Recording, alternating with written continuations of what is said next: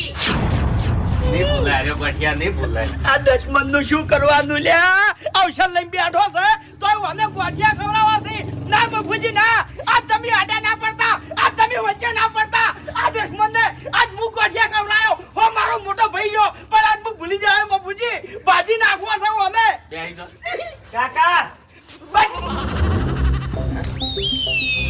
હવે આઈ અલ્યા એમ કહો કે સોખવટ કરો કે હા?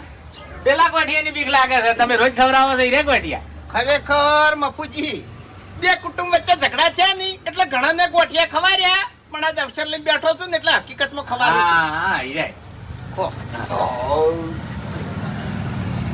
શું બોલતા હતા કોક બાર? એ આવો હે આવો બધા આવો આવો મફુજી.